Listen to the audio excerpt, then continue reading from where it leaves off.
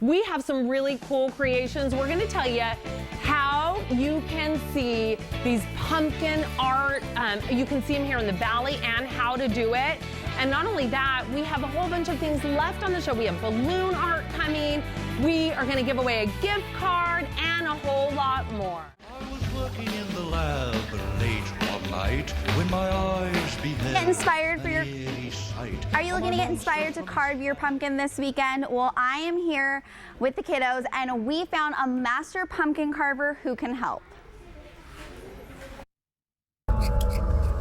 Ray Villafane is passionate about pumpkins. My wife calls me obsessed when I get on something. I spend a lot of time thinking about pumpkins. Every year he creates some of the most elaborate pumpkins you probably won't see while you're out trick-or-treating this year.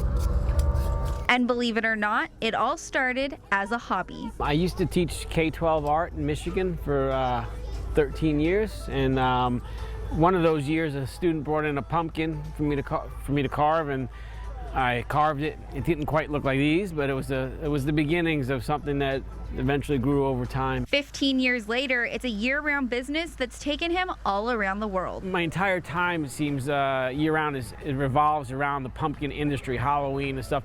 I used to sculpt for Warner Brothers and Marvel and that type of stuff, and I would take off during the fall to do the pumpkins. But as this grew, a lot of my time was spent thinking about pumpkins and various things, like the little arms and legs that you see on around the garden here are products that I developed that take time in the off season to develop those ideas and plan some of the events. We do some really big events around the world. Ray says it takes 3 to 6 hours to carve a pumpkin, but that's not even the hardest part. So what is? Picking the perfect one. The pumpkin part is the most important part as far as I'm concerned. And the biggest tip I can say is find a pumpkin that's heavy for its size. And this will tell you that the meat of it's probably going to be thicker than the pumpkins that are next to it of relative size. And having a thick pumpkin for this type of approach is absolutely crucial. So it gives you more depth to work in. And then there's little things. You want something that looks interesting, colors and stem.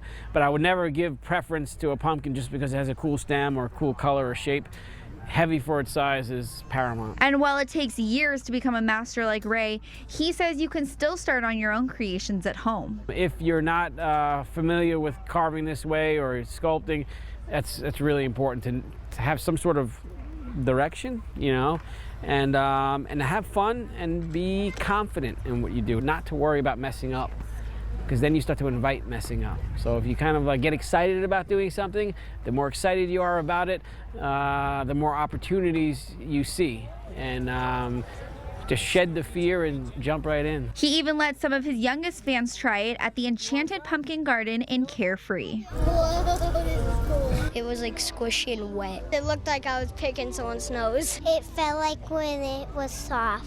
It may be a few years before these kids become master pumpkin carvers like Ray, but he says anyone can do it if they have one thing. A love for carving. I mean, I'm really passionate about it, so I can't get enough of it. So I guess whenever you're passionate about something, it's pretty easy to become, to master it.